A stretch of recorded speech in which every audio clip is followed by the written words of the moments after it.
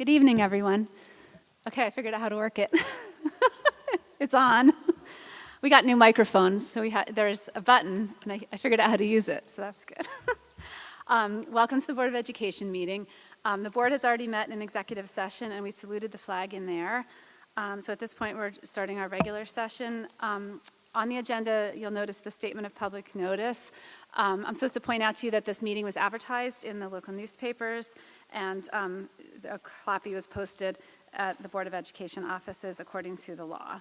There are 2 times for public comment during the board meeting. The first one is for anything on agenda items, and the second one is on anything that you'd like to speak about. If you do come up, please put your name and address on the clipboard, which you can do after you speak if you want to, and tell us your name and address when you come up. And also, just to point out that this meeting is being recorded. Okay, we have our student representative, Maddie. Welcome. It's a new school year. Hello, my name is Maddie Thanasiu. For those of you who don't know me, I'm the student body president this year, and I just wanted to give you all an update on what's going on with the student body so far. We had the Ridge football team had a great win against Hunterdon Central at the blackout game 2 weeks ago, and we had a huge fan section. So we started the year off the second day of school with some awesome school spirit. We had another win against Bridgewater at their away turf this past Friday. And we also got a really busy week coming up next week. We have school spirit themes. We've got starting with Where's Waldo Wednesday, that kind of thing that's going on. And then we have a pep rally that Friday, the 28th, followed by the homecoming dance, the 29th. And lastly, something big that we're bringing to Ridge this year is going to be Powder Puff football, which is where we're fielding teams of 20 girls from each grade who will be playing each other in a flag football tournament, a school-wide one. And all proceeds will go to breast cancer awareness. And it's going to be some fun school, cohesive student body activity that's going to be going on in late October. And we'll be sending more information out about that. So that's kind of the events that are happening so far this year. And the last thing I wanted to say is just, first of all, thank you to all the board members, on behalf of the student body. We all recognize the effort and time you guys put into making this school what it is. And it's really awesome to see you guys here every Monday night. And also, I just wanted to let you guys know that the student government as a whole has sort of decided to put our focus this year on school spirit. And some people may feel that that is kind of frivolous and something, we've got bigger problems like mental health and drug addiction and stuff like that, but we felt that school spirit was something that the entire student body could really unite under and could sort of feel like they belong and unite under the Ridge High School name. And we've been really working very hard. I spoke to the student body, each class individually, last week, and we had a phenomenal turnout at the blackout game as a result of just sort of telling everyone to show up. We had freshmen in the stands, which is unheard of in Ridge history. And so that's sort of the focus of this year, and we're looking forward to a great year. Thank you. Do any board members have any questions or comments? First of all, welcome. We look forward to having you join us all year. I was just wondering if you knew off the top of your head some of the other School Spirit Week themes, because I'm sure several of us here are going to need to know what we have to run out and buy at the last minute. Yes, I do. So we were only having 3 days. Wednesday is going to be Where's Waldo Wednesday. The Thursday is going to be Hippie Thursday. And then that Friday will be a Ridge Wear, just sort of your green, black, and white, go Devs, and then the pep rally. Thank you. Any other questions or comments? Turn it on. Good job. Ms. Gray? I just want to say I think it's wonderful that you guys have chosen to focus on school spirit, because I think that feeds those other 2 areas that you specifically highlighted very well, and inherently will touch on them, whether by intention or by accident.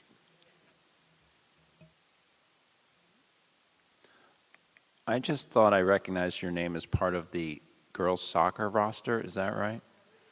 So I think as long as you're going to report the boys' football scores, you should tell us how the girls' varsity soccer is doing. There's a reason I didn't report them. We're on a losing streak right now. I will start reporting them when we start winning. Well, you are supported win or lose, so. Thank you. Thank you. At this point, you can stay if you feel like it, or you go home and do your homework. So you can.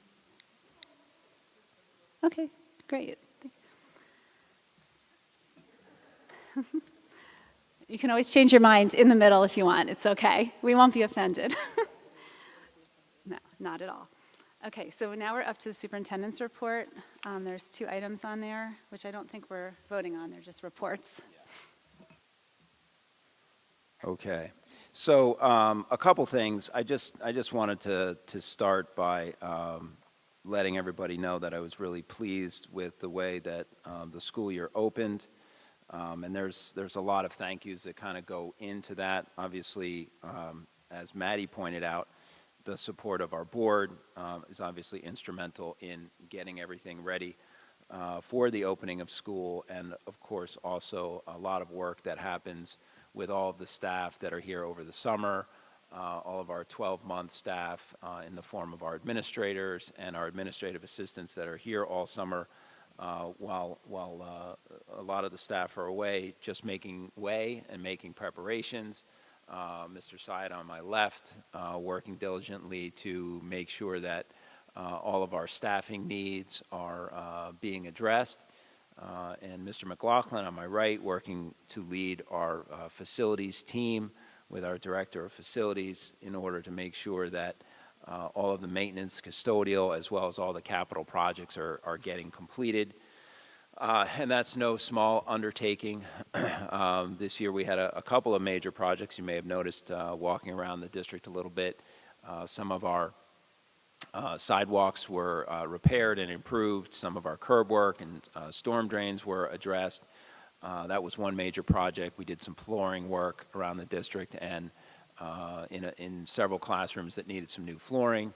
And then there was a very large project over at William Adam Middle School where air conditioning was installed in the form of new heating and air conditioning units in some of the older rooms in the 100 and 200 wing classrooms. So I just wanted to take a moment and recognize the efforts of all the staff in terms of our 12-month staff, Mr. McLaughlin and Mr. Syed, in making the necessary preparations for a successful opening to school. Mr. McLaughlin's also responsible for transportation with his administrative assistant who is sitting front and center. Say hello, Jennifer. She's always very quiet, but she works extremely hard. Jennifer Nicholson is Rod's assistant, and regularly in the last couple of weeks, if not for most of the summer, I heard Jennifer on the phone working on transportation because her desk is right outside my office. And she worked very hard resolving many issues to try to make sure people had their bus passes. And I'm not sitting here saying that we batted 1,000, and I know she's still working on some situations, but transportation's a big challenge, and I think we were largely successful in our opening, even with respect to busing. So I just wanted to thank everybody for that, and also recognize our teachers.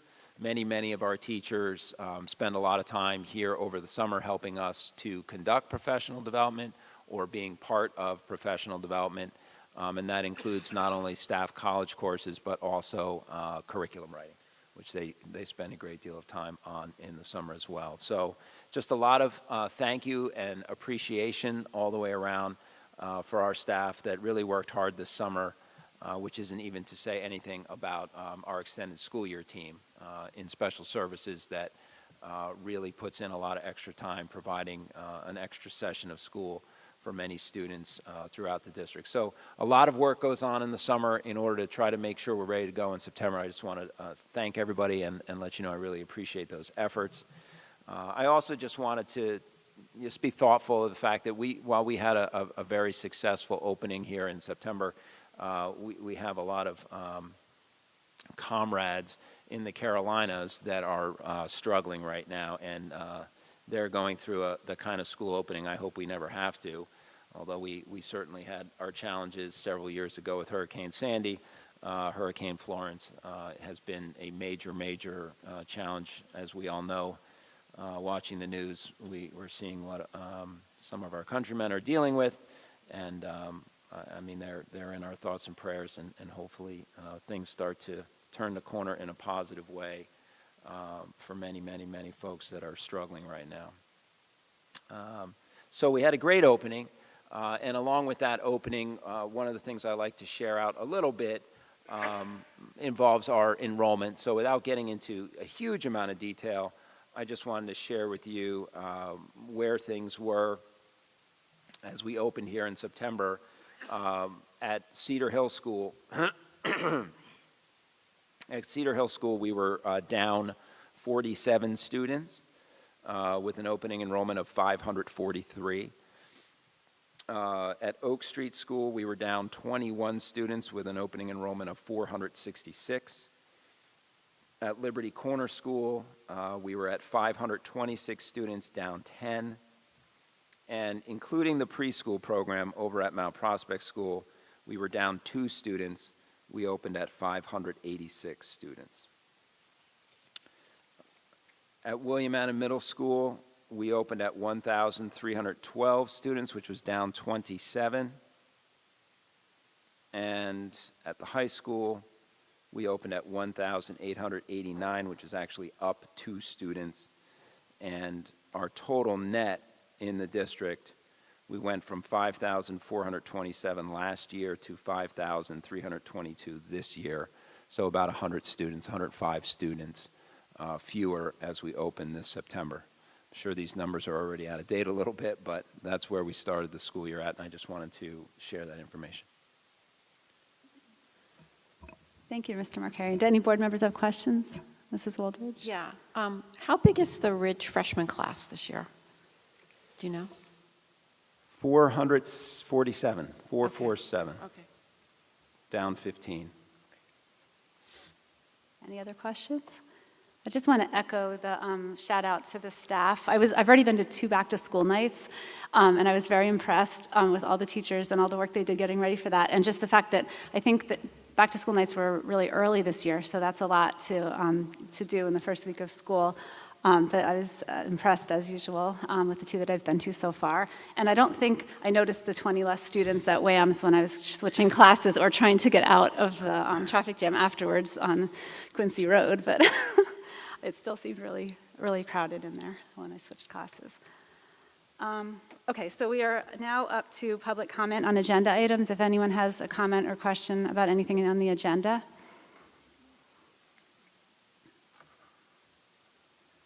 No? Okay, I'll close public comment on agenda items. We're up to approval of minutes. Would somebody like to make a motion? Mrs. Swerner? Someone second. Mrs. Richmond?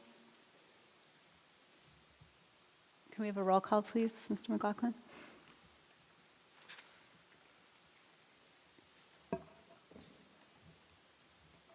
Mr. Byrne? Yes. Mrs. Swerner? Yes. Mrs. Gray? Yes? Mr. Salmon? Yes. Mrs. White? Yes. Mrs. Richmond? I'm abstaining from the July 23rd because I wasn't at that meeting, and yes on the rest.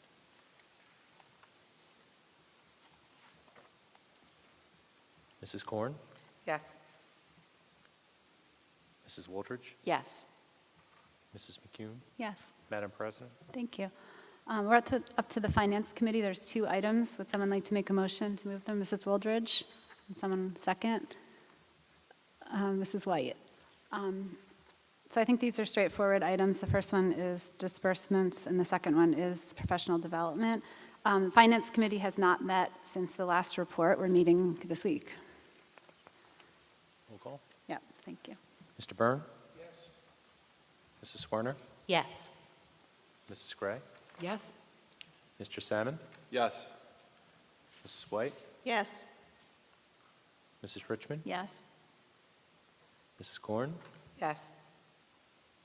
Mrs. Woldridge? Yes. Mrs. McCune? Yes. Madam President? Thank you. We're up to personnel. There's our 23 items under personnel. Would someone like to make a motion?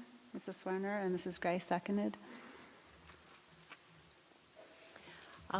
These are all standard beginning of the year personnel issues. Personnel has not met. We're actually meeting for the first time this school year this Friday, so I have nothing to report.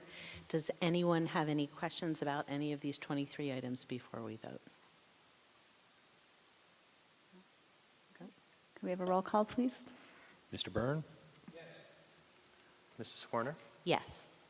Mrs. Gray, Yes? Mr. Salmon, Yes. Mrs. White, Yes. Mrs. Richmond, Yes. Mrs. Korn, Yes. Mrs. Wooldridge, Yes.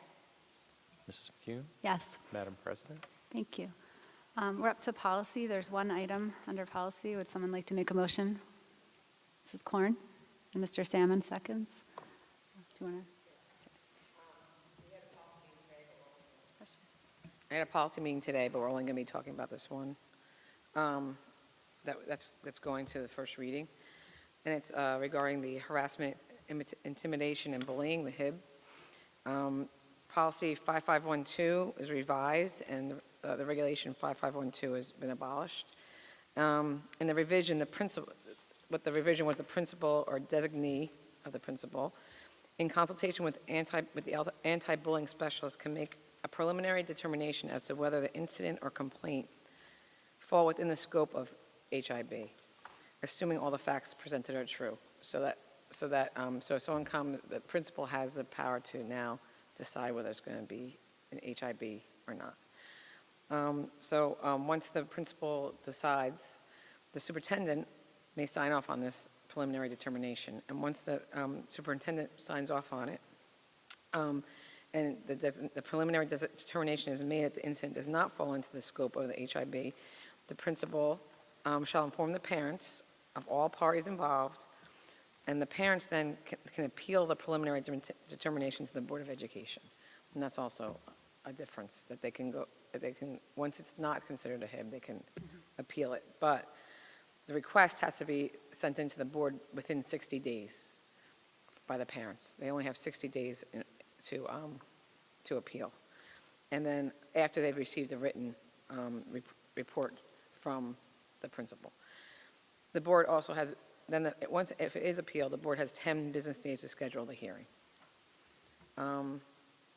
Another change was that the principal is, in informing the parents of all parties involved of the alleged incident, they have to take into account the nature of the incident being conveyed as to not put any child at risk. So to talk about things that the children wouldn't want to share with others. In the case of any alleged HIB incident for students in an out-of-district placement, so this is students that we send out of district, any alleged incident at the other school or on their property will be investigated by the other school, by the school that they're out of place, their placement is in. In the case of any alleged incident in any other location off their premises, like traveling to or from the school on the bus or at any kind of like game or anything school related out here, then we would be the ones investigating the incident. And that was it for the updates on. I just Yeah. wanted to, go ahead. Go ahead. Oh, I just wanted to clarify, so the original decision that the principal can make is to whether to do the investigation. So they wouldn't be deciding it is definitively HIV, just that they're going to do the investigation versus there's no signs of it whatsoever, and it's not, right? I think so. Yeah. I mean, they decide that whether if Whether the you should incident do the investigation. should be treated as a Right. HIB Investigation. incident that they'll, yes, Investigation. investigation, like an HIB But then it investigation. could get investigated, and then it could still be a yes or no after, right? Yes. Just clarify. Yeah, so their preliminary determination would be based on assuming that everything that's reported is true. Right. Would this event meet the statutory definition of HIB? If not, they could choose not to do a HIB investigation. Naturally, the appeal would be to the board. If the parents disagreed with that decision, then the board may come back and say, okay, we'll do a HIB investigation, or not. The board could decide to leave the decision as it was, in which case the usual recourse for parents is to appeal to the Commissioner of Education. That would still apply. Yeah.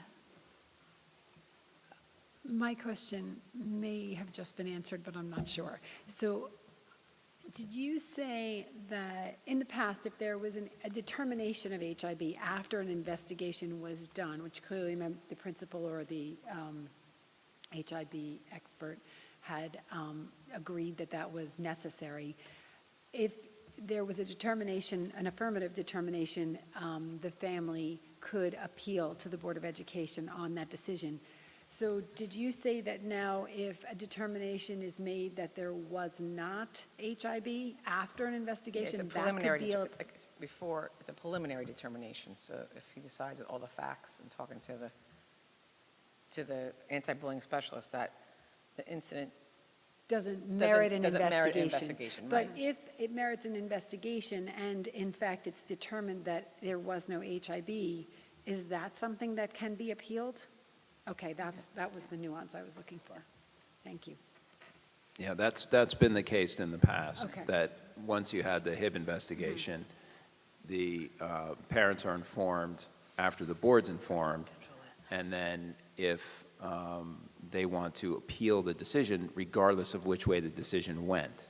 So you could have the parents of the alleged offender not agreeing with the conclusion as HIB or not HIB, or you could have the parents of the alleged victim disagreeing with the decision of HIB or not HIB.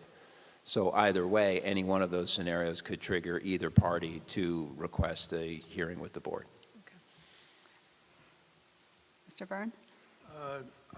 I think you said this was state law changing, and it sounds like it's making the process a little bit more straightforward and easier to deal with. That if it's obvious, it's going to be decided right away. I believe this is an attempt to do so, yes. Thank you. Any other questions or comments? Okay, so I guess we need a roll call for that. Item 1. Mr. Byrne? Yes. Mrs. Werner? Yes. Mrs. Gray? Yes? Mr. Salmon? Yes.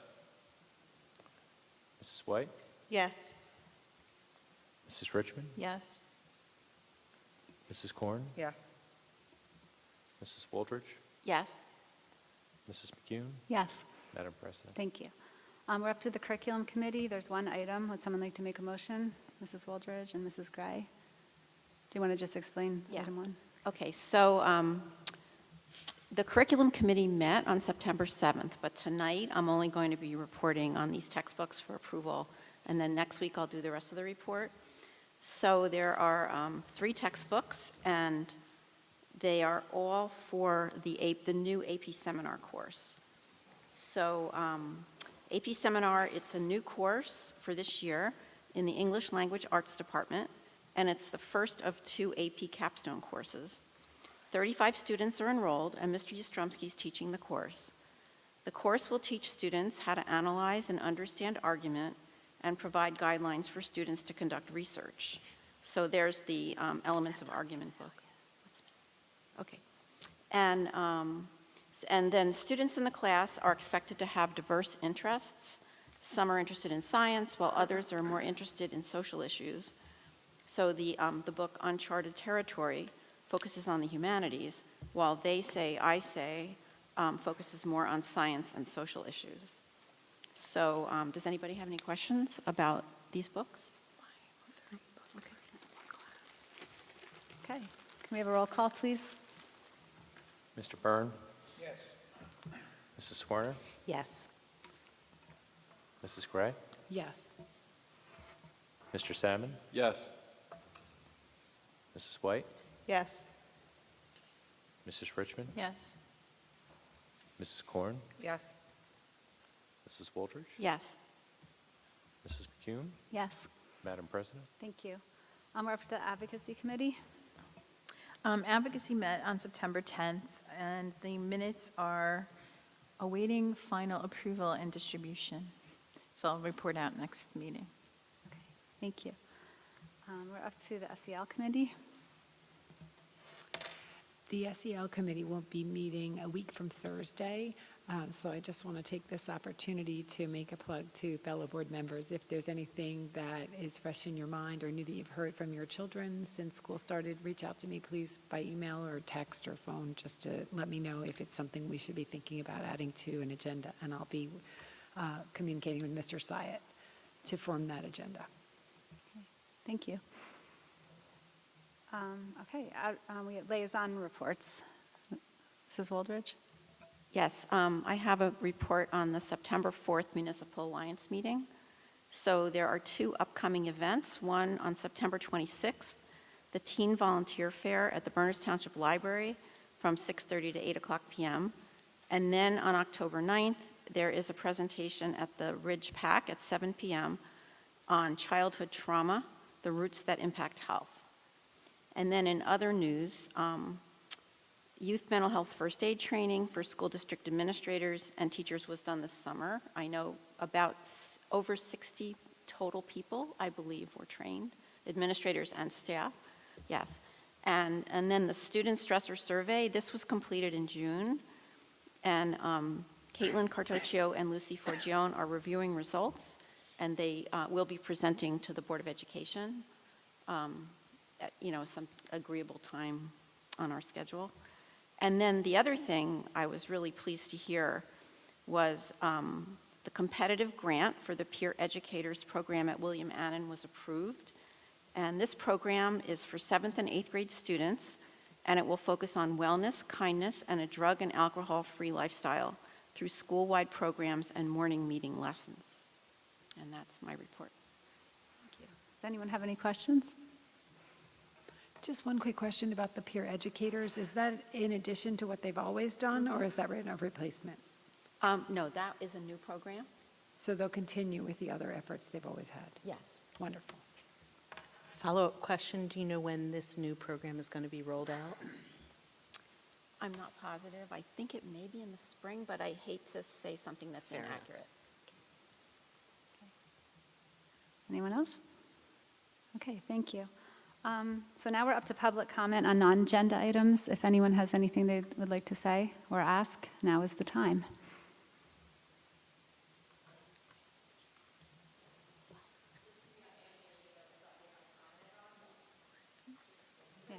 Yeah. Yeah.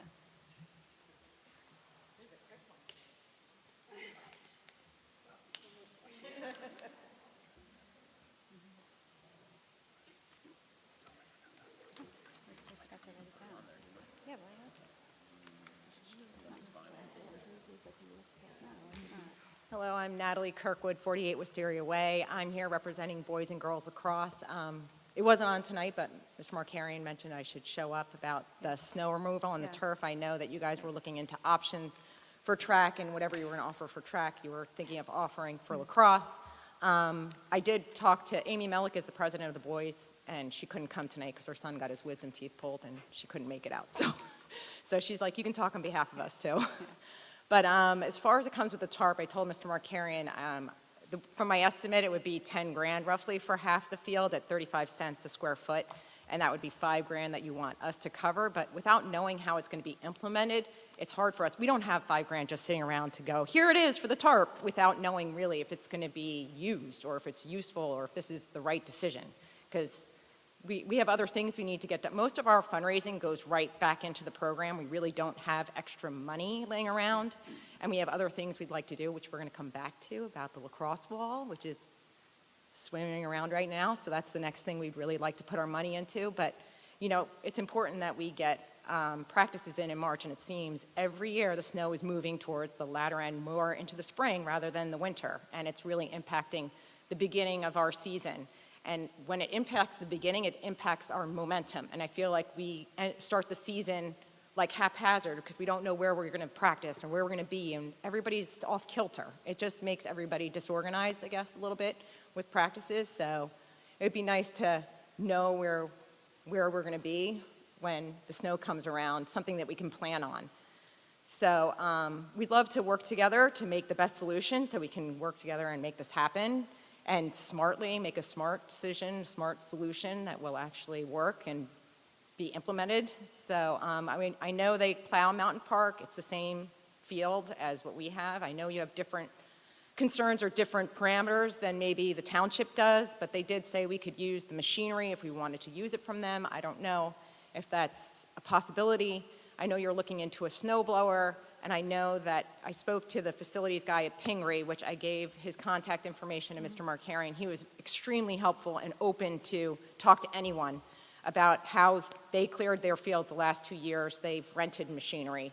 And he told me where they rented it, how much it cost, what he thought worked best. He said different He uses different things depending on the type of snow that falls. So he was a wealth of knowledge and help, and he's really friendly and nice. So he said you can come over and look at his stuff and how he does it, and he has a method to how they clear the field, how they cut it in sections. And they also have a track around their field, just like we do. So it's kind of similar situation. So hopefully, if you could somehow, I don't know if you can comment back to me today, or if not, right now, if Yeah, you can. actually, I'll just speak. We totally screwed up. Mr. Markarian and I were having a debate on Friday about where to put this on the agenda, whether to put it under superintendent's report or under finance, and then somehow blanked out. And so I gave the finance, committee report and didn't even think of it. So I apologize, because we did intend, we even told the board we were going to discuss this tonight. So that was just like a mental lapse. If I don't write it down, then I forget. So we are going to discuss it. So we could do that at board forum, which is just coming up right after this. So we'll Okay. just do any other public comments real quick, and then we'll Okay, discuss and I know it. also Yeah. Jennifer AC, who Yeah. is the voice of track, even though she's no longer on the track, she just wants me to report back to her too, whatever Okay. happens tonight. But also, they're looking for the same thing. She said she's been looking to see what solution that you guys were proposing for them. So if you want to comment on track two, I'll take notes and let her know. Okay, we'll do that in a minute. Okay, thank you. Okay, thank you. Is there anyone else for public comment?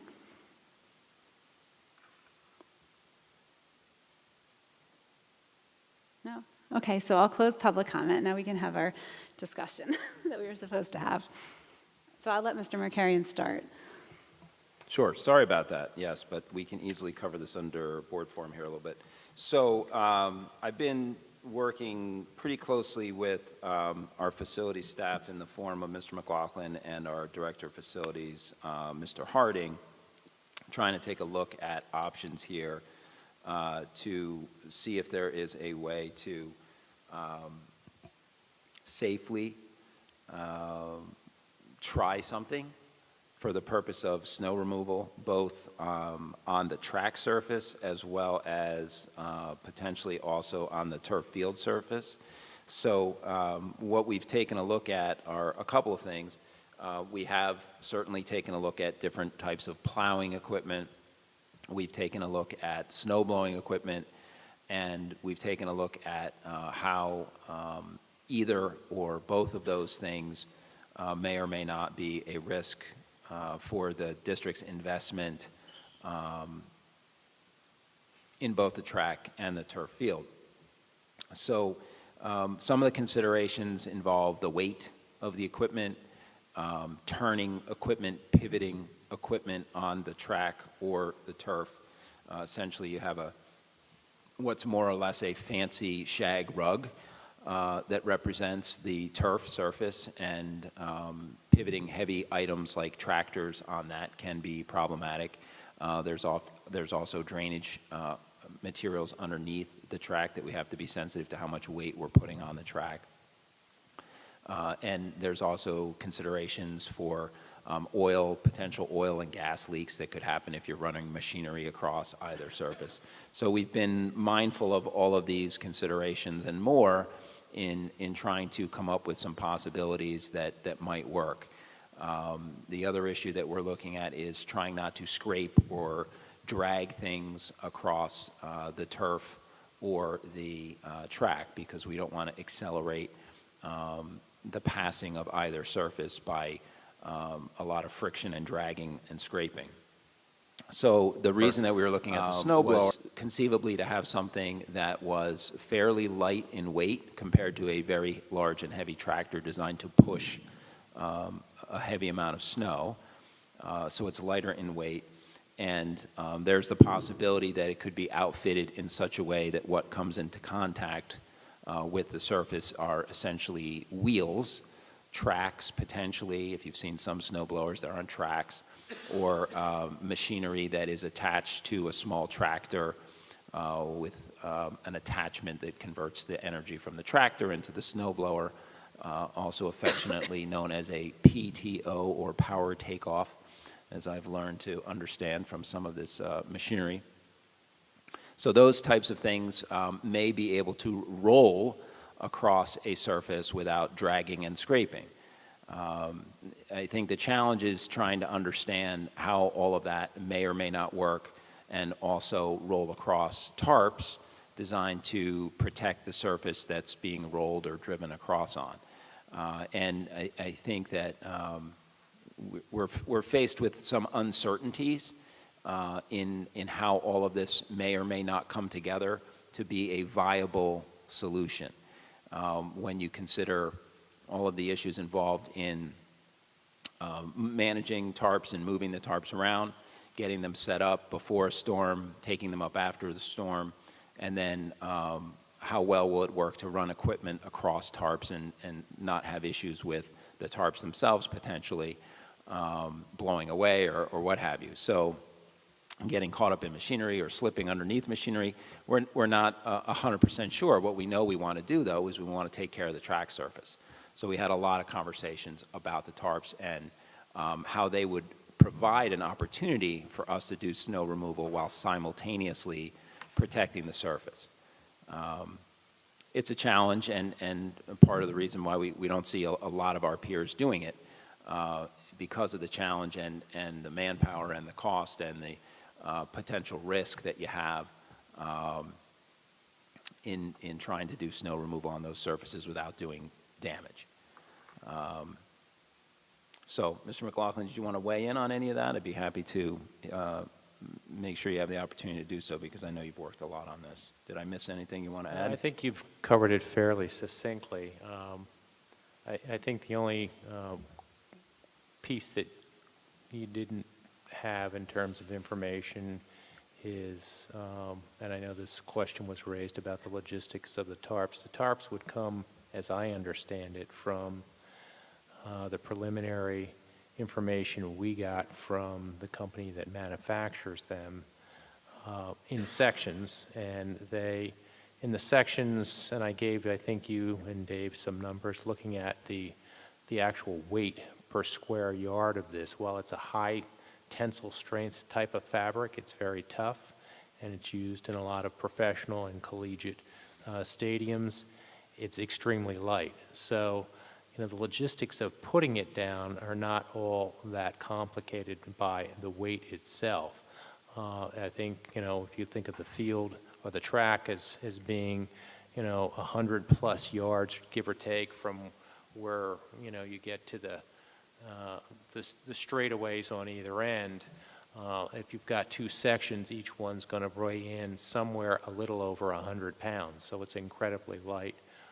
My recollection is from talking to the manufacturer that these systems tend to be tied down with, there are grommeted ties basically, they're tied to sandbags that they give you basically. So that's the deployment methodology, which means that theoretically, depending on how we train the ground staff, they could remove it to one side in between storms and not necessarily have to completely roll it up and box it unless we foresaw that, oh gee, we're going to have an entire month of clear weather.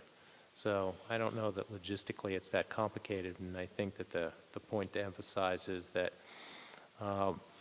given the surfaces that we have, and Mr. Harding and I actually went up to Mountain Park last winter after some of the snow falls and they'd been plowed, what we found was, and I have a lot of photographs of this, is that if you have a snowfall that is potentially wet and freezes, and then you've got more snow on top of that, you get some freezing and some impaction down on the bottom. And whether you're snow blowing it or whether you're pushing it with a plow, as they do up there, you're going to roll up a lot of the pellets that are put in there, basically to help create the impact capabilities, if you will, of the field itself, as far as the field's concerned. As far as the track is concerned, it is a texturized surface, as anyone who has been on it knows, and you could have very similar problems with a snowfall on that. So the idea behind the tarp in conjunction with the snowblower was to have a smooth surface between the actual artificial surfaces, be they track or field, and the snow removal apparatus. And that would allow us, even if we had an icy or heavy condition, to potentially get down to a level that's not going to impact it but still allow us to remove it. The other part is, as you pointed out in your summary, there is concern by manufacturers that we not get oil or gas onto these artificial surfaces because it can damage it. And so, that is an issue. We'd be, I think, more likely to have control over a snow blower or a small tractor, which would weigh in 1,200 pounds or less, that would go over, be able to cross our track.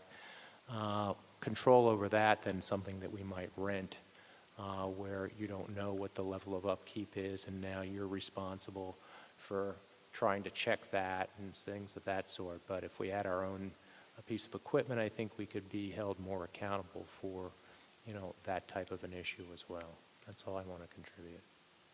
Thank you. So, from, I think, our collective perspective, we have a couple of things that we could do, all of which require some investment unless we choose to do nothing, which is to hope for good weather and when it snows, sunshine, which is a lot of what we've done in the past, depending on the time of the year and the amount of snowfall. The second option would be to look to invest in both the tarp as well as some snow removal equipment and try it, see how it works, deploy tarp, and after the snow event, try to time things properly and appropriately use or try to use some of this equipment to see how it works. And then the last thing would be, because in that situation you're dealing with both the tarp and the equipment, you're trying to see how they work together, hopefully well. The other option would be to just try to find some equipment to try to use where there is some element of risk, potentially because the surfaces are not protected by a tarp. If the tarp scenario were to work out well, the investment on the tarp would seem sound. If the tarp investment doesn't seem like it's going to work well with the snow removal process, then potentially you've invested in tarp that doesn't really help you as much as you'd hoped. That's a little difficult for us to say right now, whether or not that would happen. In which case you might consider just looking at some equipment to try without investing in a tarp and see how it works. And if you're confronted with a lot of issues relative to, the surfaces not having a protective cover and you want to try it with that, then you could follow that up in the future and say, well, we bought this equipment, we tried it, we're not happy with what's going on, we think it's going to create problem and damages. And in the meantime, you could use it for snow removal on sidewalks and so on. And then revisit the issue potentially the following year with some tarps if you wanted to try it then. It's a little more incremental. I guess that would be the options I could see potentially trying, assuming you wanted to invest that kind of money. Mr. Byrne? Pushes. Is there any information about how many days we're talking about over a 10-year period? Is it 2 or 3 days a year, or is it 20 days a year? What the Weather Service, somebody I would hope would have the length of time that the snow stays on the ground. Well, I mean, I would think for the winter track, it would be more days because it's winter and it's going to snow. I think spring, it depends on the year. You know what I mean? How late you get snow. I would like to know it by month. The average. So, It also depends on how fast it melts, so you can't just look at snowfall. Yeah, it'll be hard. Yeah.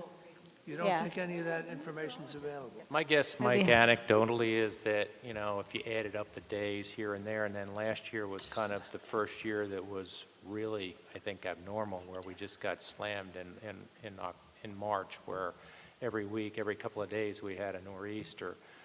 But if you figured that we get at least one of those every March, and hopefully, but we don't know what the weather pattern is going to be like. So, past experience is not necessarily going to be an indicator of what the weather is going to be for the next 5 years because of the way these cycles work. It's got to be weeks every year of total time lost is what I think. I think that's, if you add them up, the days here and there, even when we've had years where we haven't had, back-to-back storms like that, where maybe we've had a light storm and, that sort of thing every other month. It's days lost here, days lost there, days here. It's got to add up to weeks every year. Is it 3 weeks, 2 weeks? I can't tell you that, but it's something like that. When you given the length of their seasons, that can be significant. Well, you can tell I'm challenging a little bit, so. Yeah. I guess this equipment that can get fitted to have wheels or whatever on the bottom that would theoretically not damage stuff by driving over it. So we know that that exists, right? So we've looked at different types of equipment. What we see are things that have tracks or wheels, or sometimes both. And the snow blowers that we've looked at would probably require some type of attachment or modification to ensure that the leading edge of the equipment is on some type of wheel or roller or caster. I don't know. I looked at a bunch of stuff. I don't know if you saw anything, Rod, that came manufactured with that type of equipment, but like skids. Most of what I've seen comes with skids, but I Yeah. think it could be readily adapted to put some. Right. What we need really are rubber wheels, and the wider we can get them, the better they better. are for Right. displacement of weight on those surfaces. Any kind of soft surface are terrible. Right, and we want to, tarp or no tarp, we want to be able to make sure that we can set that leading edge, a safe height above whatever the surface is, so it's not going to snag or tear or drag. Right. So like if you were snow blowing, you're not going to be able to snow blow the last little bit of snow. So Probably like, I guess if the inch and a weather was half, 2 super inches. weird and it like melts and freezes real quick, you could still have ice, right? Even if you blew it off. Which Yeah. is Yeah. why I'd put a plug in for Yeah, a I tarp, know. because Yeah. then you could just Right. flick it off, basically, or shake it off. Yeah.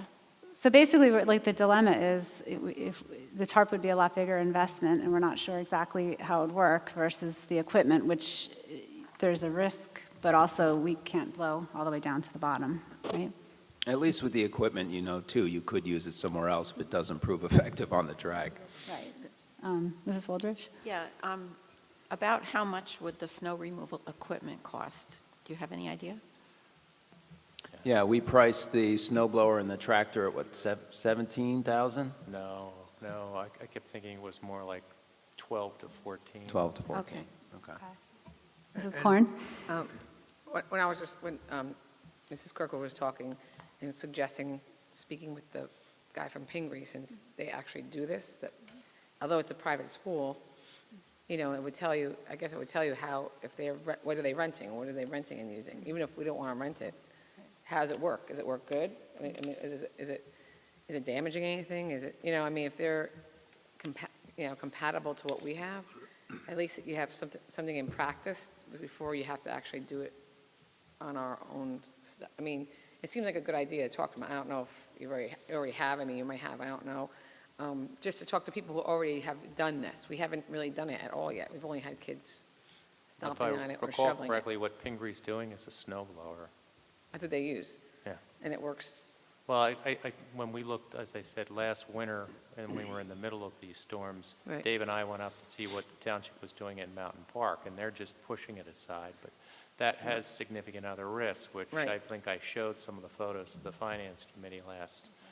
I mean, I Last saw all the spring when rubbers that pushed to the happened, end, but I think yeah. I think they also have like another piece of equipment that redistributes it. Is that correct? Yeah. Well, yeah, you can come back in and do that, but then I mean, you have I to know buy it's that another- piece of equipment as well. And then, they built those fields from scratch just a year ago, so they know exactly what the underlayment is for their field. Ours, when we resurfaced it, we did not rebuild the entire foundation of it. That would have been a significantly more expensive project. I believe that project was done by the community at large many years ago. And so, it seems to have obviously weathered, but we don't know exactly what's under there. So we don't want to take any more risk than we absolutely have to. And as Mr. Markarian pointed out, there are corrugated, essentially drainage pipes that are under there that can only take a load weight of X amount, which is why The tractor slash snow blower that we're proposing, I think, weighs in around 1,300 pounds, which is well within the capacities of, I mean, think about your starting line on the front line. It weighs more than that, right? So, and it's displaced over with large rubber wheels. That's the idea behind it, as opposed to the tractor type of approach. But I think if I understood it correctly, and all I did was read the email, that Pingree is using a snow blowing type of approach. So I think the key is really not necessarily what piece of equipment they're necessarily using, because their field may be, we have to cross a track and that's got other issues, and they may have to cross a track as well, but, they're not necessarily constructed the same. I like the idea of the snow blower because it's not scraping. I think it's a good idea. Mrs. Horner? Two thoughts or points. First of all, for this kind of investment, 12 to 14,000, I'd be curious, is it going to be used solely for that function, or are we going to be able to use this equipment for other benefits for the district as well? I have an anecdotal story. I don't have a child on the gymnastics team, but I had the pleasure of attending my first Ridge Gymnastics meet this past Friday. We beat Summit, by the way, which was great. But I observed this was not practice. This is at the actual competition. The music they used for floor competition was played through a 1980s boombox. So the point I'm making with this anecdotal story, and I don't know if the gymnastics team has asked for it and wanted to keep an 80s boombox, but if we're going to be looking at making this kind of investment that impacts two of our athletic programs, maybe we need to step back and make sure we're meeting the needs of all of our athletes and prioritize. Just a thought. Mr. Byrne? I was picking up on baseball and softball and all of the other so-called spring sports. And also, we're talking about the cost of the equipment. We're not talking about the labor cost, which is liable to be very significant as well.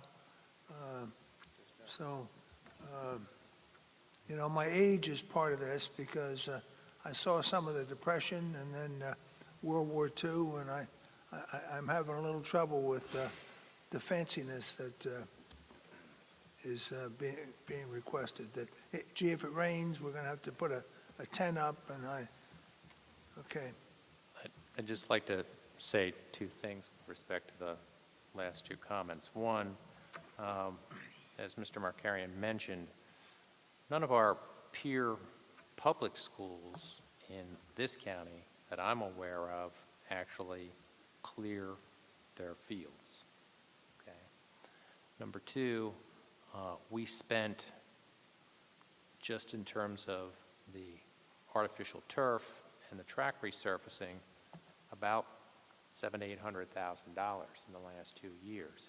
So I would only urge you to consider that while these are significant outlays, they would be things that we could potentially use for 7 to 10 years. And so if you look at the cost over that period of time, it's relatively small. And the investment that potentially they are protecting and extending, hopefully, the life on it. Because one of the things that we had to do in the 2 years prior to the replacement of the track, which was, if I remember correctly, a year plus ago, a little over a year ago, 2017, was we had to invest significant sums, and I mean five-figure sums, in repairing that track to try to extend its life even out to the 10 years that we had it. And normally it should make that without that kind of investment. But obviously, everything we do is a consideration in terms of prioritization. It's just that if we're going to if the decision is to try to use the track during these intemperate periods, or inclement periods, I should say, the question is, how do we do it in a manner that's going to, protect the asset that we have invested in? While the costs are significant, they kind of are, if you spread them out and look at them over a period of time, these are not things, the tarp or the tractor with the snowblower, that we would necessarily use for just 5 years. But I wouldn't necessarily think that we could use the snowblower for other functions if we're going to use it on the track, because I'd be concerned about how well it's maintained. If it turned out that we end up not using at all for the track, it certainly has an alternate use. It would not be something we would have, have wasted, but. Mrs. Gray? I have some concern with the manpower aspect of it because we'll get to a point where if we say we're going to do this, there's going to be an expectation that it's done in a manner that provides for, I'm assuming, the next day's practice or game or whatever. And I'm not sure how feasible or not that is going to be, but I think it's just something that has to be a part of the equation.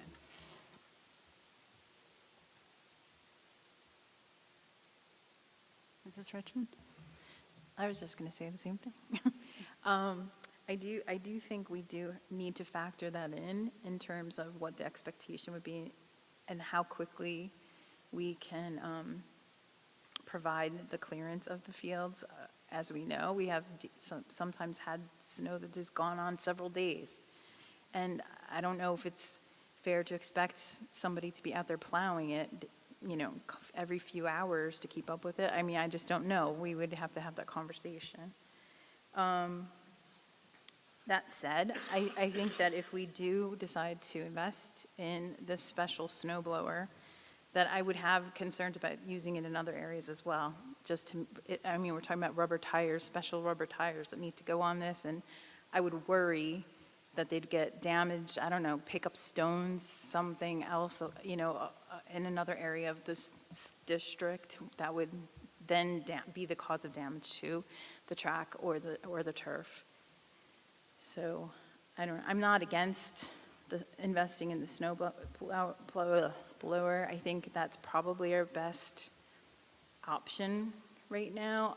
I was very glad to hear that it wasn't going to go straight down into the surface, because if you've ever tried to use an actual snow blower, it can, scrape up my driveway pretty good, and anything in its way, including a tarp, would give me a little bit of pause, because that could really do a number on your equipment as well as the turf. So I don't know. I don't know what you do. Tough. Yeah, Mrs. White? Can you just give a grand, total of snow blower plus tarp? For the track, because that's what we costed out originally. Push your button. Sorry. For the track, we costed that out initially at the committee's request. That was the initial request. And we have a tentative number.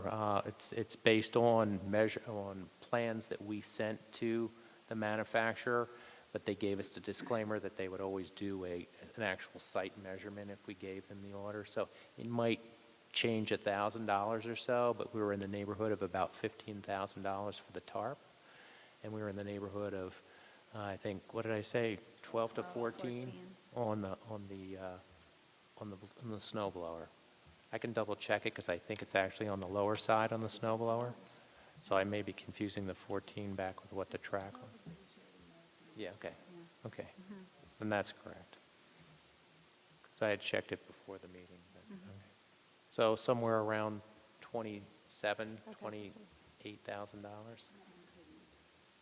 Not including the turf, because that wasn't Right. originally in the quote. There might be some cost to it in the customization of the snow blower with wheels and so on. So if you're just talking about the That equipment. might be a and the- few $100s, I Yeah. think. I mean, I think you'd be at under 30, but then that doesn't include the turf field. Mrs. Richmond? And I forgot to mention before, and I guess my question also would be, where does this leave us with shoveling?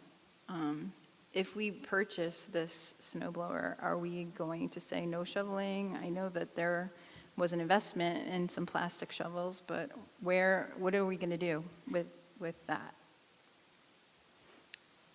Well, I think we were in a place of no shoveling because shoveling was difficult to supervise and ensure that we weren't going to have any problems with putting shovels directly on track or turf. And the only way to eliminate that is to not allow shoveling. I think that if you have a tarp down there, it certainly provides some measure of protection. But I still think there is the concern that, you've got however many people going about with shovels, doing what they will. One of the other considerations we talked about too was, really the possibility that you could have people getting hurt shoveling too. And there is some liability there that could come into play. But, to try to eliminate that as much as possible, this whole idea would be that the district takes the ownership of doing snow removal. And I think to Ms. Gray's point, the timeliness of when that can occur is a function of prioritization of what has to happen with the staff that are doing snow removal. And obviously their first priority is going to be to get the schools open and get the sidewalks cleaned up. So depending on what kind of snow event it was, the snow might be mostly melted by the time they're out there doing removal. It just depends on what kind of conditions we have, what kind of weather it is. If it's a cold storm, a cold spell of weather and the snow's sitting around for 2 weeks and they get the, schools open in a couple days, then they can turn their attention to doing snow removal and reduce the amount of time that the facilities aren't available for the kids by getting to that next. I think that's honest. They're not gonna. It's not gonna be the first thing they jump on. Mrs. Gray? I just want to say, I'm not opposed, but I think there's definitely expectation management to consider, because just listening to Mr. Markarian's remarks, and of course they're extremely valid, we all live in New Jersey, and I think we all know that sometimes we get snow and then it's followed by sleet and rain, and then it's 19 degrees outside. And I would wonder, in that situation where now you've got that 3/4 of an inch of a layer on top of 8 inches or whatever of snow, is a snowblower even going to be effective? Because it's not going to be able to cut in to that top layer to start removing the softer snow that's underneath. And particularly given that we understand there's going to be some delay from when all the priority clearing gets done to when they can get to the athletic facilities. It's just something to, to consider.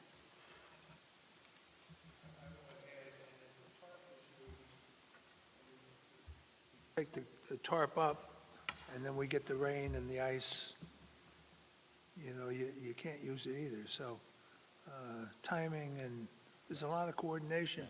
And I heard the 30,000 number or whatever it was. What's the labor cost? Is it 10,000? No, I don't foresee labor, because this would be done during the regular workday, Mike. So the staff, the grounds crew, if they are freed up, if they are done with getting the buildings open and maintaining safe passage in and out of parking lots and around sidewalks and things of that sort, I don't see that we're already paying for that staff as part of our contract with Aramark. So it's presumed that that's when they would do it. You don't think Aramark's Because they're going to have to do it raise the during price? daylight hours anyway, which are, we're not on daylight savings time at that point of the year, so we're not going to, I What do don't we foresee pay for overtime. snow shoveling? Sidewalks and what have you? The staff do that, the Aramark staff do the Yeah, sidewalks. and what do we pay for that?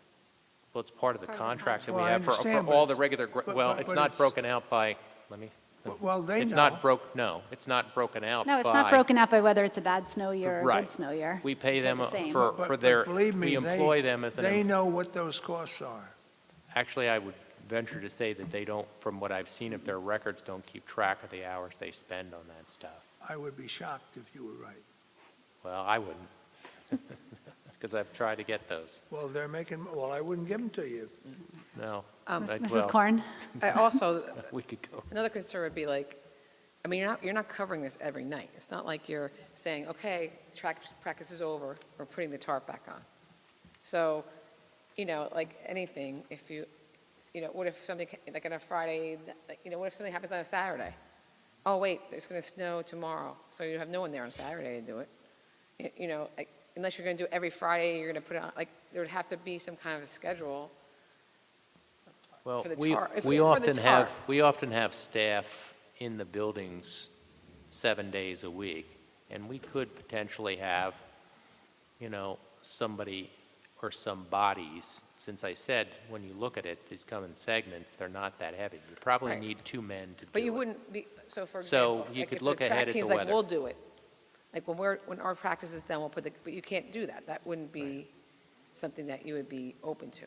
So, right, we want Aramark to be the ones that We do have, put the tarp on Right. and clear the tarp and take the tarp off. Is that? this would probably have to be incorporated into what I asked Aramark to do. We didn't have it, but I did it a few years ago, and we do have it. We do have a snow management plan that involves looking at the logistics of how, is our equipment ready for the season? How many pallets of, ice do we have? How many snow blowers do we have? How many, other pieces of equipment? Is the Bobcat ready? Is the blade on that? So this would all have could to be, like, incorporated. added into Yeah, that. I think we would incorporate that into the plan. And in terms of, and there is also a protocol there for who gets called and when they get called and when they get called in when we think it's going to snow. And most of the time, we have people here, at 4 a.m. in the morning on a day where we anticipate snow coming in the early hours. So, I'm just not seeing that turf and the track as their first priority. That's all. well, it wouldn't be, but. Right, so, But- that's all. I just was like, it's just a lot of questions for it, Does anyone else have questions where they feel they need the answer in order to, know how they feel about this? It's not a question, it's more of Okay. a statement of, it just, I'm just rounding it off to $30,000. It just seems like a lot of money and a lot of unknowns, like how, from year to year, how much will we really need? Is it going to get used, or are we going to spend this money and does this really work? It's a big investment with a lot of unknowns. And I'm not against it, I'm just saying, it's hard to say yes or no because there's just no definitive, is this really the right solution? Is this really the right usage of money? No, I mean, and then it's, like right now, a lot of those teams haven't been able to practice because the fields have been closed because they're too wet, and we can't do anything about that. So, yeah, I mean, it's a complicated issue, I think. But I think at this point, we've talked about it a lot. We have the numbers. I think we have to make some kind of decision if we're going to do something about it before this winter. Either do nothing or get a snow blower and try that, or if we're going to get the tarp, we have to order it soon. So we have to make some decision whether or not we're moving forward, I think, at this point. So, Mrs. Gray?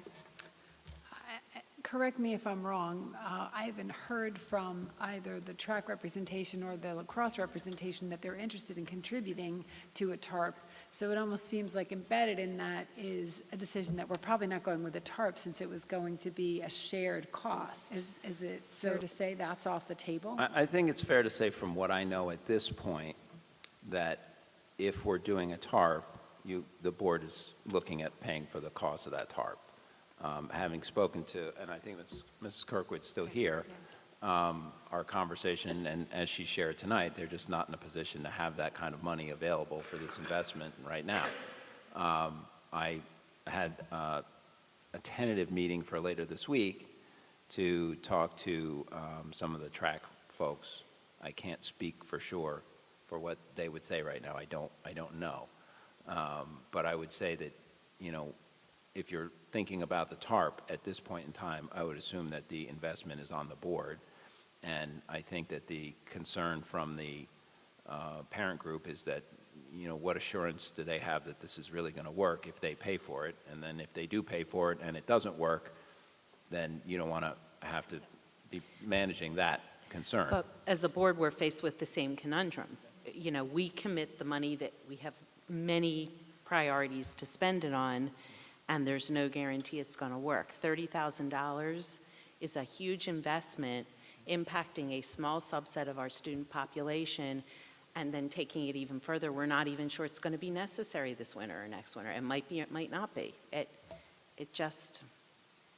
I'm very challenged at committing this amount of money for something that may not be used, particularly when the associations associated with the kids who are going to benefit from don't want to help share the risk.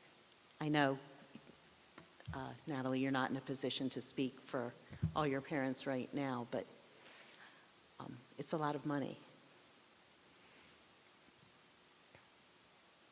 I mean, I feel like investing in the snow blower and not the tarp, there's the risk that we get it and then decide it's not as safe as we thought it was, and we can't use it at all, in which case, like we've said, we could still use it as a snow blower, so it wasn't a complete waste of money. It will be used, but we might be back to where we were, where it can't be used for this purpose.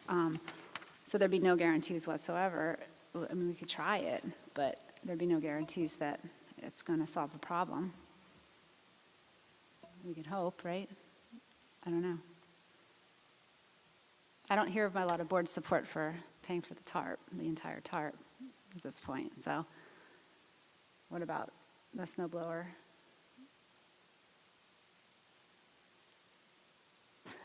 Do we need a Someone's custom one, or you can know we just rent one this year? Do we need a custom one with the caster wheel, or can we just try to rent one? I would really hesitate on renting one, because everything that we've seen, unless we could find something to rent that looks safe to try, as Mr. McLaughlin pointed out, you're not sure about maintenance. You know, is it going to leak oil? Is it going to drip gas? I mean, you feel a little more confident about something that you buy new and you're maintaining. The other aspect of renting is I don't know that you're going to be able to find something that we can rent that's going to have what we feel would be safe to try rolling across the track, depending on, because most of what we've seen rides on skids. You know, the front end of a plow, the front end of a bucket of snow blowers, they drag. They sit on the ground and they drag.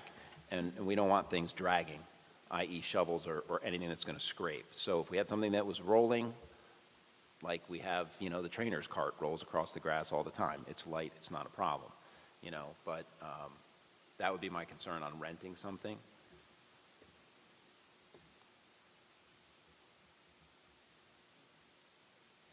I was just going to say that I have a student in the lacrosse program, so I'm going to not weigh in because it's not, I'd rather abstain.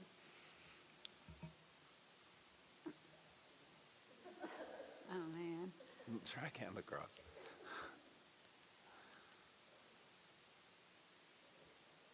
So is anyone going to weigh in? No, I feel like I'm going to be the only one. I think I could support trying the snow blower idea and seeing if it works, but I would make it very clear that we can't promise that it's going to work, you know, to the teams, because if we get it and we think it's going to damage, we can't use it. I mean,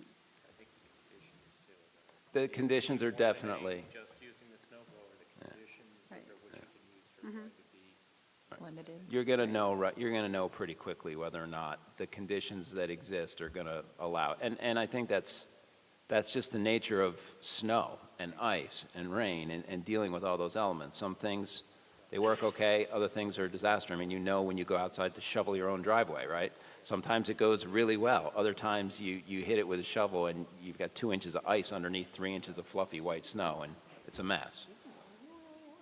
So there's really no guarantees in any scenario the way I look at it. Tarp, snow blower, plow, they all have their issues and complications. It's just a question of, do you want us to invest in something that we could try, right? Do you want us to invest in something we could try, or do you want to just let Mother Nature take its course?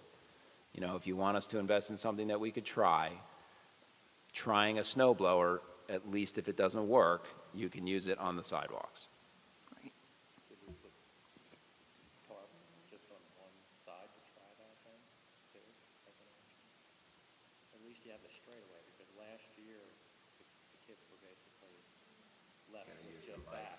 So could we try, if we're going to kind of do a test season, could we try putting tarp just down on the straightaway on one side of the track? It minimizes our cost, but basically last year, that's what the kids ended up with a lot of the time, which was they cleared away half the track. I mean, my biggest concern is just that if we get a surface that, you know, a snow that adheres, or, you know, an icing that adheres to those surfaces, that even with a snow blower set at a certain level, you're not going to be able to get it completely cleared. Whereas with the tarp on there, you get down to within an inch or two, we can basically slough it off because it's a smooth surface. I actually like that compromise a little bit, so that we can have a small little testing area to see if it would work.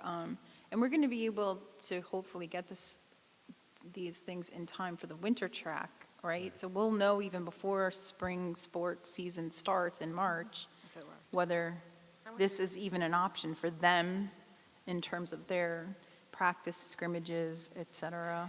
So is there, when you were looking at this company, did they have some like standard rectangular sizes, non-custom that you could? We'd have to get it custom because of the width of our track.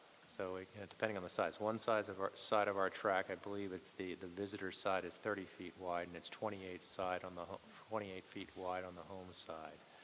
So it's, the cost per square foot is really driven by the material. It's not the customization except in the curves. That's why I'm suggesting the straightaways. It's relatively Yeah, that's why I was wondering cheapest. if there was like a don't rough think- rectangle that you could just buy that wasn't custom Well, that they would have let you those try for it. the size of an entire football field, but not something that covers a track, because it's not, this is really, the tracks are more custom.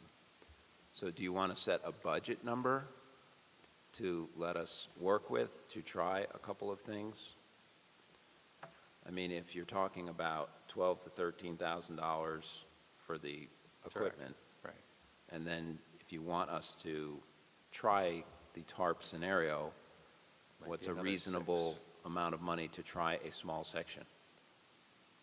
My guess would be somewhere around 6 or 7 if we want. I mean, I think it's worth doing. If we're going to do it, we should do it at least on a 100-yard section, basically, to get the impact. How's the blower going to work? Because it's got to go. Because remember, the other concern was, well, how is it going to transition from one tarp to the other? We want to see it. They're going to overlay. We need to see how that's going to work. Interesting discussion, and I think you're kidding yourselves. Turn your thing on, turn your button on. I think you're kidding yourselves that it's not going to cost any money, but I'd much rather spend the money and spend the time on talking about academics. And the track team in the winter can certainly run in snow, so I did it all my life as a jogger. I think my emphasis is academics, and I don't even like the numbers that you're suggesting, that the labor is going to be free. I think we've had a good time talking about this, but I think it's a waste of time.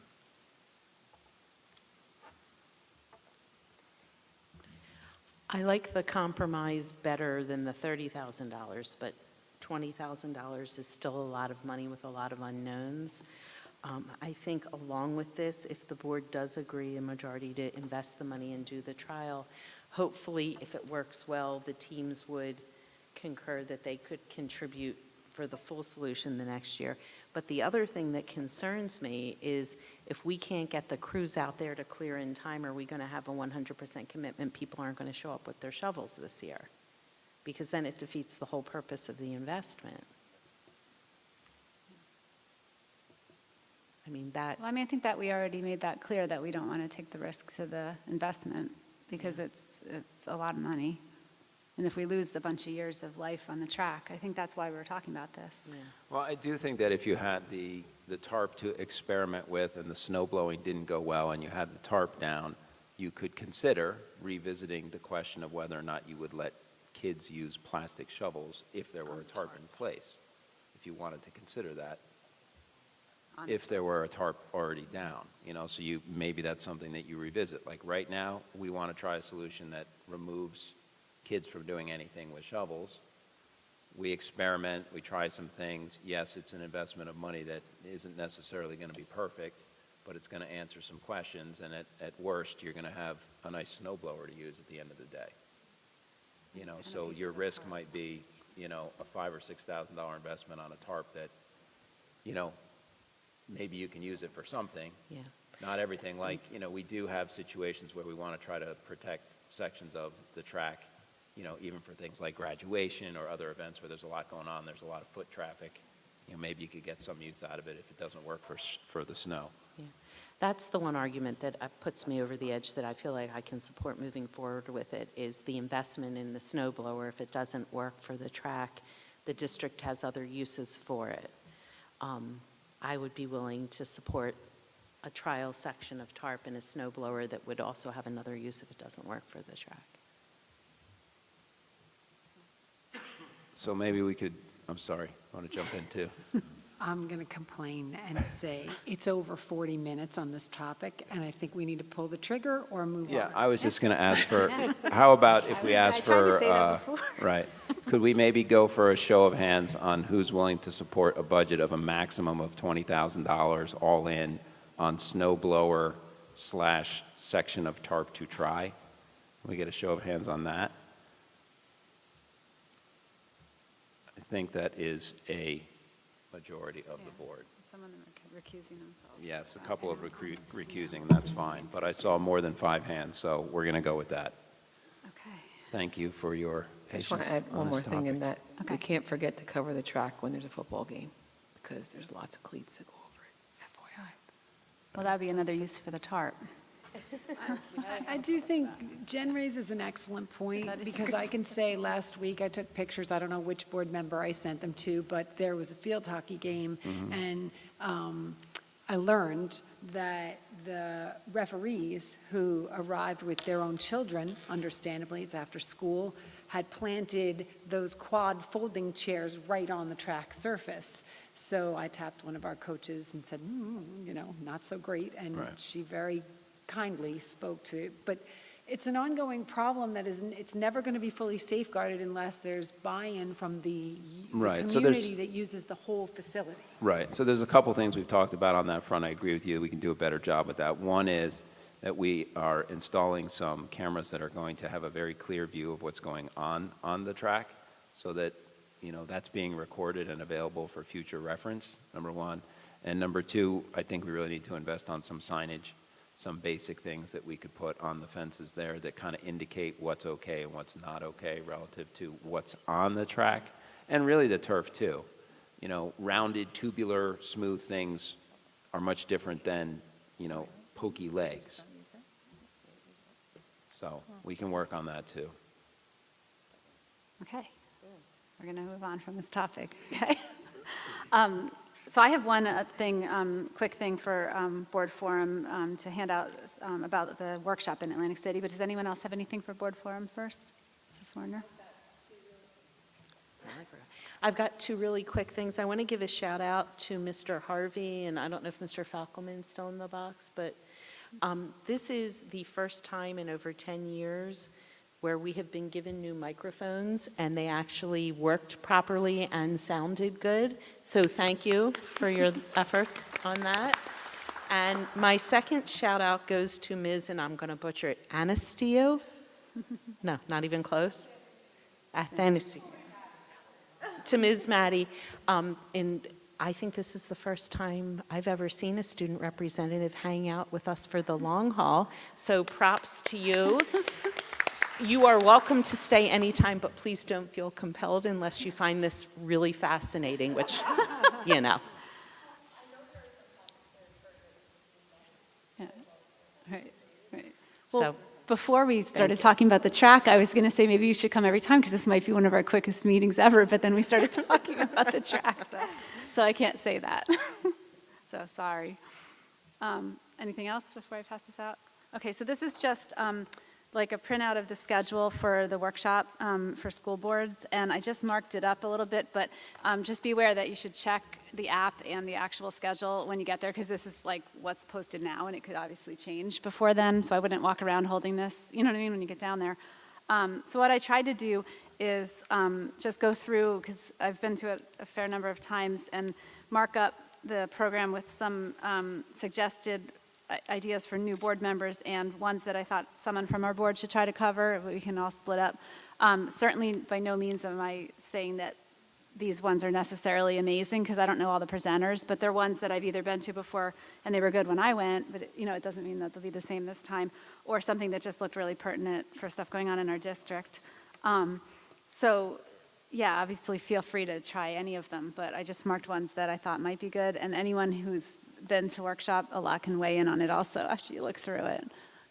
Okay? yeah, generally, I've found that the breakout sessions that have been the most useful for me are either topics regarding committees that I'm either chairing or participating in, because I can bring back the information and use it tactically, and then the other are topics that really interest me or I care about. Mm-hmm. Those were the ones that work best for me. Mrs. Richmond? You have one that's actually circled, so, Oh. and it's a keynote address, is it just because it's a wait, let me keynote find address, it. or you? It's Where did on, I circle the fourth page.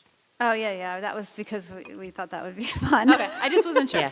Yeah. His topic. I just want to make sure no one missed it, because it's not your typical speaker. Yeah. Steve Van Zandt has a foundation on music education in the schools in New Jersey, so I'm sure that's what he's going to be talking about, but he's also Bruce Springsteen's guitar player, so Yeah, that's so- kind of cool.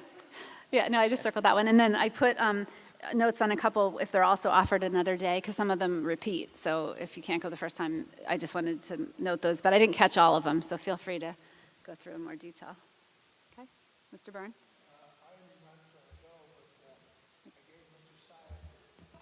I gave Mr. Syed a list of, I'd like to have the program minutes or the papers from a couple of these presentations. So maybe if you all go to these things, if you could pick up a copy of the presentation. Sometimes they run out because they're trying to go paperless. Some of them don't print them anymore, but we can try to get them, because most of them print a few copies at least for people who really want the hard copy. And some of them Good. post them afterwards. Yeah, Well, a he lot of can't- them are posted online afterwards, Well, so that you would be could have good. someone help you find them. Yeah. He can't get to all of them, I don't, although he No, said, no. yes, I can. Okay, anything else? Okay. Just a quick reminder to the board members relative to New Jersey school boards that you need to make sure that Mrs. Nicholson knows your plans. She's tracking that and has to report out to the relative agencies by tomorrow. So if you could just let her know tomorrow, if you haven't already confirmed with her your plans, that would be great. Just a reminder. Tell her. She'll yell at me tomorrow if I forgot to tell you today. Okay. Would somebody like to make a motion for adjournment? Mrs. White and Mrs. Swarner? Thank you.